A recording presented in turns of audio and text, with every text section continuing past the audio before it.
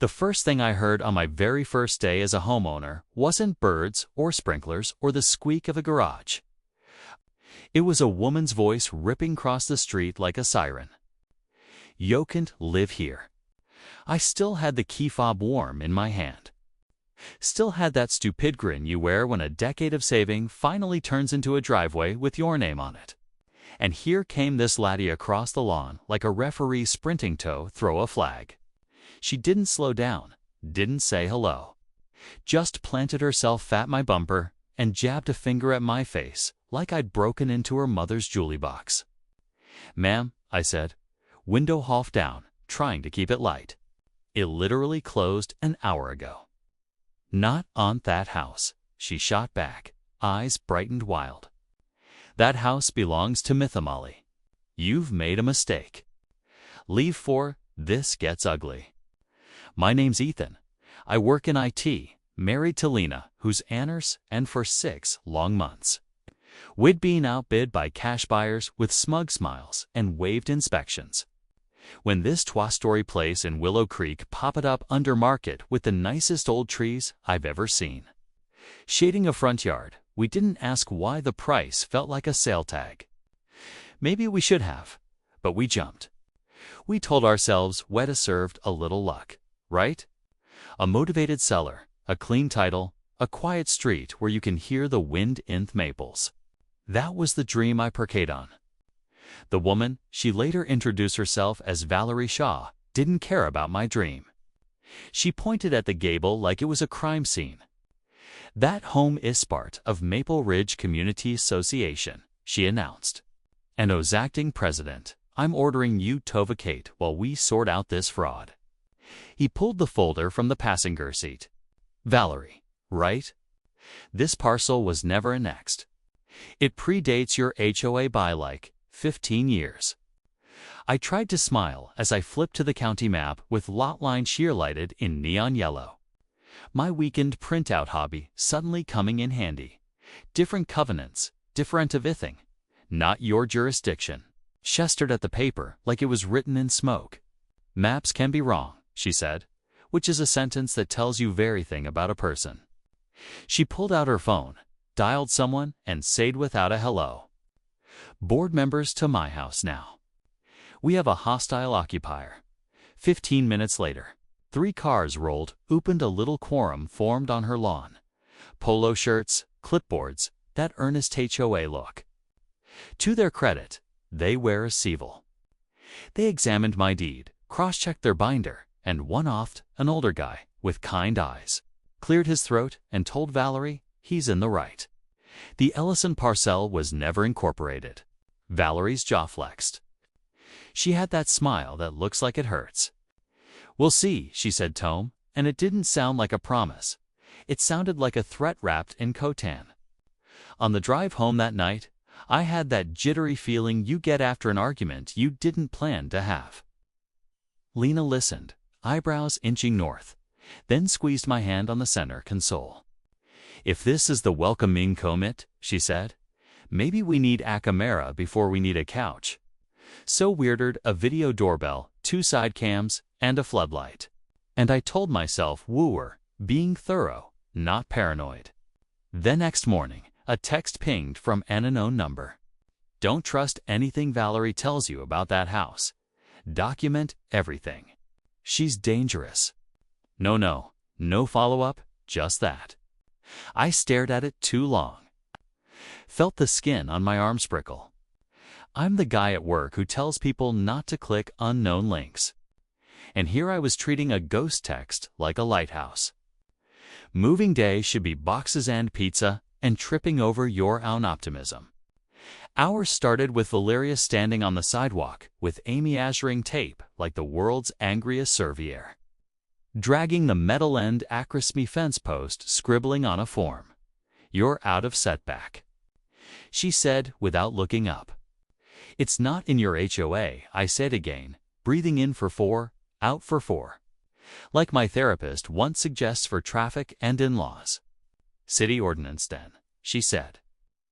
"And grandfather clause lapse when a property changes hands. You'll need to reapply for compliance." That night, I learned a new phrase: weaponizing bureaucracy. A pink slip from code enforcement arrived 3 days later for improper trash container placement.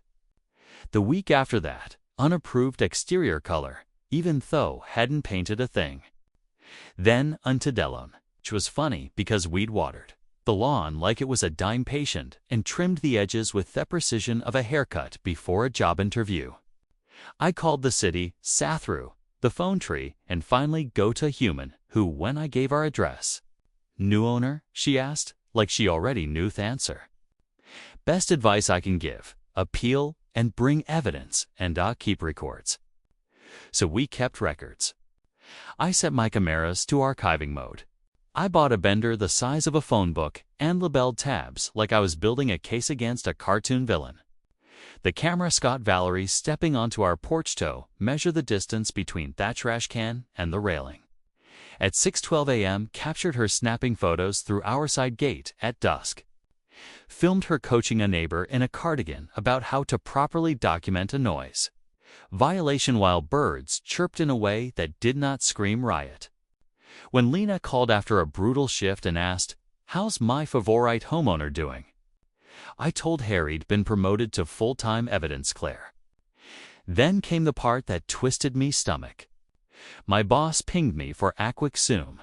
"Ethan," he said, "careful boy. Someone called the office with concerns about your disruptive behavior in the neighborhood and its impact on our company's local clients." One felt Myers' buzz. Disruptive. I showed him Thebender on camera. I told him about the OTD lawn letter for our perfectly crispy yard. He believed me. Thank God. But it told me Valerie wasn't just trying to make our life uncomfortable. She was trying to unravel it thread by thread in every room we lived in. Dunk Now number texted again that night. She's done this before. 3 family sen, 2 years. Same pattern. Harass, isolate, force a sale to a preservation trust. The words landed like a file slammed on a desk. I dug into public records the way only a caffeinated it guy can. I found the trust.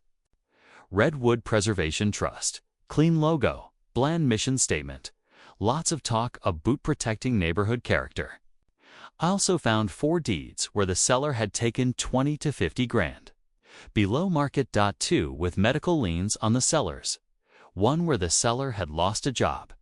Patterns don't prove intent, but they don't make your pulse thump.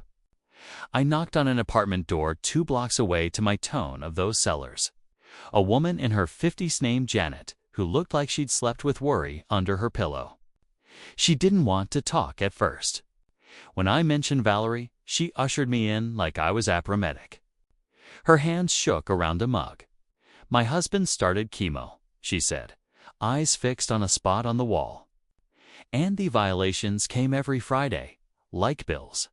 Grass too long, gutters too old, paint too faded."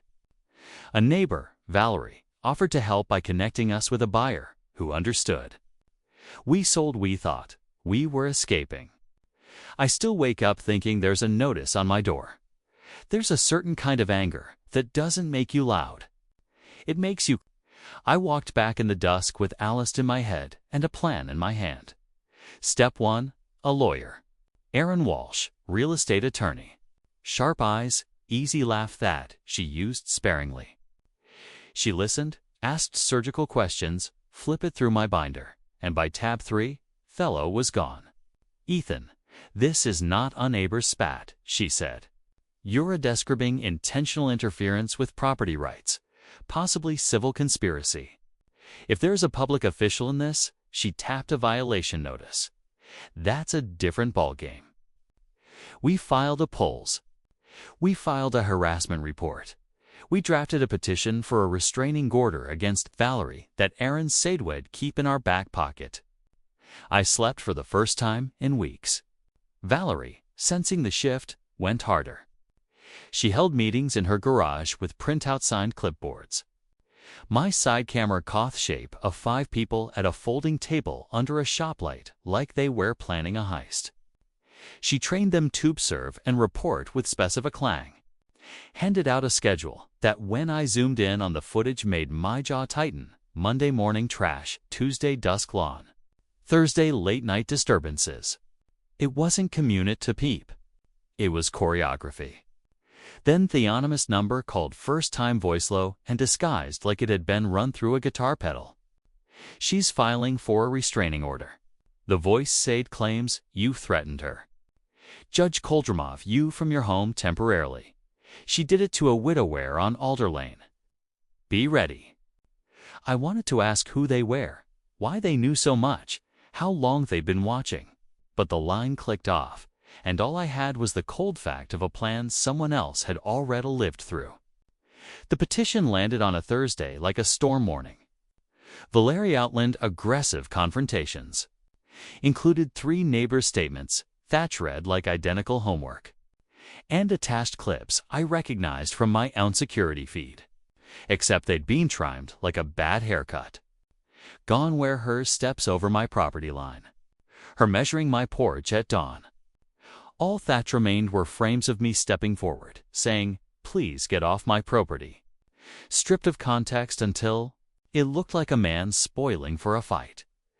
It's a sick feeling seeing your own life turned into a weapon against you. Aaron rolled in a cart with a projector thumb ruining of the hearing like a teacher. Whoa. Knew the lesson plan would save a life.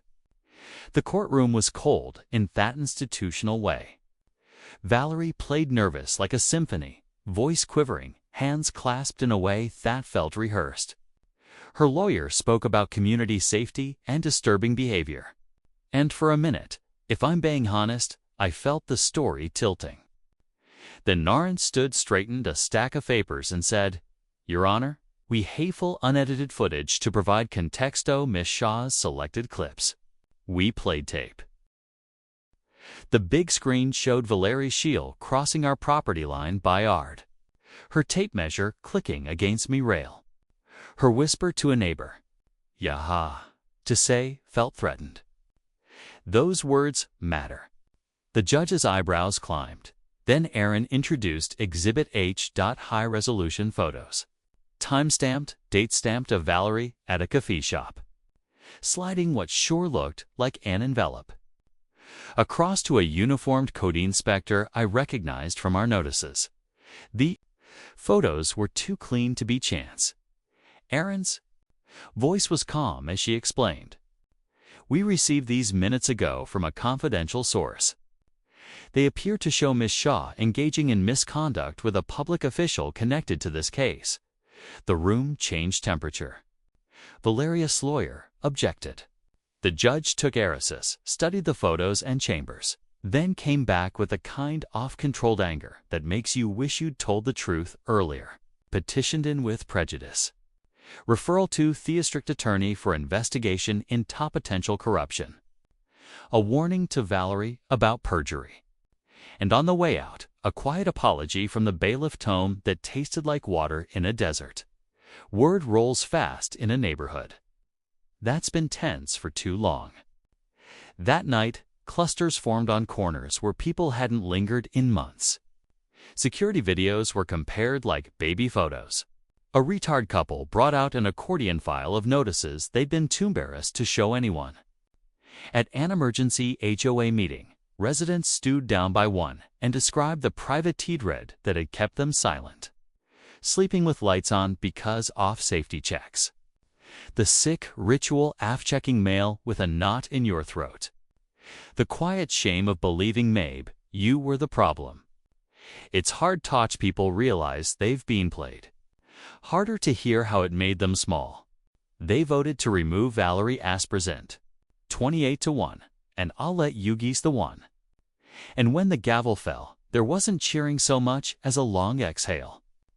Valerie tried to make a final speech about sacrifice and standards. I did what you were too weak to do. Butch room had moved on. When people stop buying your performance, the stage goes dark all at once. After the meeting, he noticed a man standing where the streetlight doesn't quite reach. Hands in jacket pockets. Posture patient. Not suspicious, intentional. He didn't move until the crowd thinned. then cross it with an easy gait and a face you'd forget in a lineup. "Ethan," he said. "I Marcus." He waited a breath. Marcus Hale. Something about the last name tugged at a memory of deed pages and obituaries. Hale, Ruth Ellison's nephew. I asked and nodded. Ruth Ellison, the previous owner who'd lived here 45 years, who passed, whose nephew sold the house in a hurry.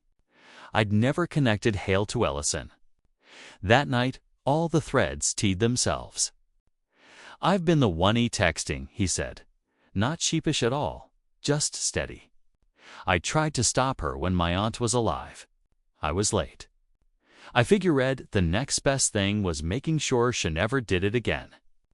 We sat on my steps, two men who'd both loved the same house, for different reasons, drinking the kind-off silence that feels like mercy. Marcus had a messenger bag and laid out a portfolio.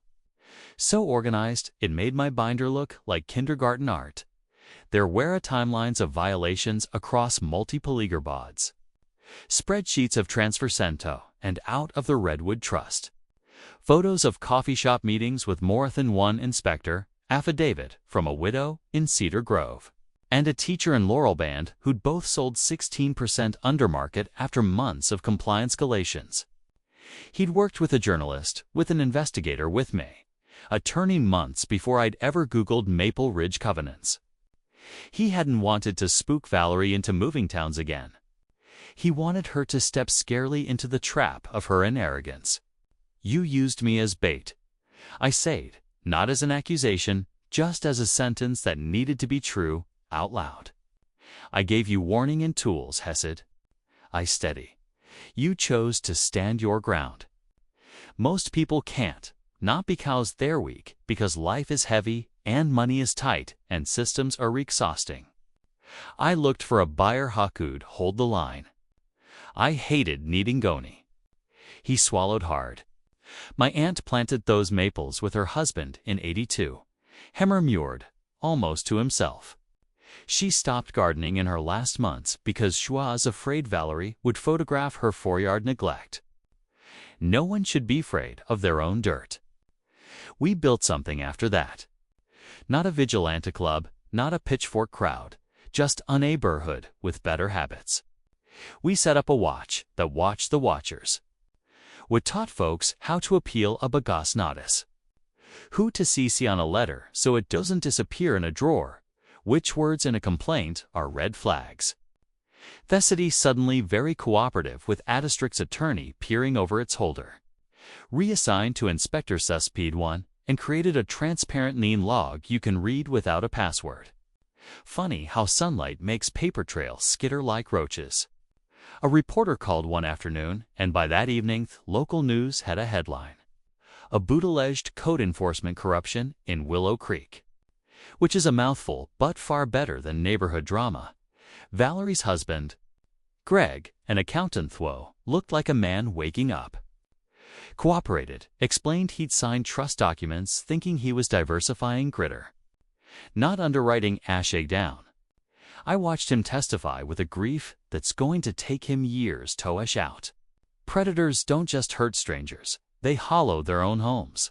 Lena and I got our lives back in a full night's sleep, coffee on the porch without scanning Thess Street, our dog snoring like a lawn machine on the rug without leaping up 8-3 car door thump. I don't think you realize how much your body has been bracing until it finally unclenches and our shoulders drop an inch. People a skiff I ever felt guilty that Marcus put using the line of fire on purpose. Sometimes when I'm feeling noble, I say it was an honor to help break a pattern. Sometimes when I'm honest, I say I wish someone else had bought this house first. Most of the time I think about Janet and the mug shaking in her hands and about Ruth, Ellison, and the maples. And I land somewhere in the middle. Grateful we could do what others holden have to. Angry that it was even necessary. We still get comments on the street online about HOAs and Powerand, where the line is between keeping a neighborhood nice and turning it into aggravate fiefdom. I don't hate HOAs. I do hate when they become costumes people wear to make their meanness look like civic duty. Order isn't the same as soundership, and community standards means nothing if it's only ever Wapanassadegans, the people least able to fight back.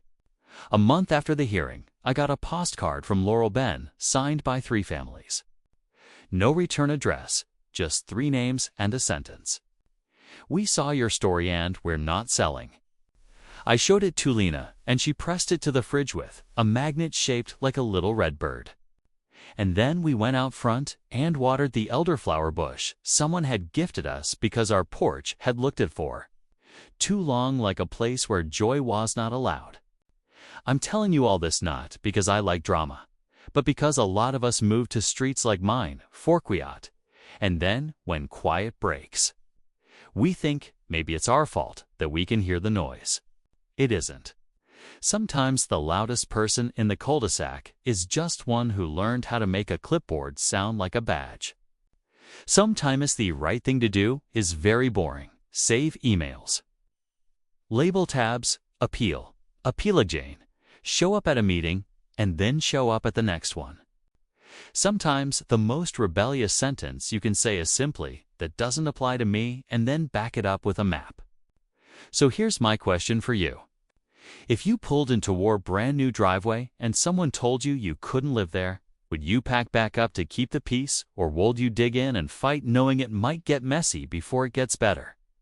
Where's your line between standards and control, between neighborly care and no tyranny? Drop your stories in the comments. Tell me where you think we went right, where you think we went too far. What justice looks like when Thebly wears a blazer and smiles for Thuny's letter. I'll be here probably another tab, like the nerd I am, and watering a yard that finally feels like it belongs to us.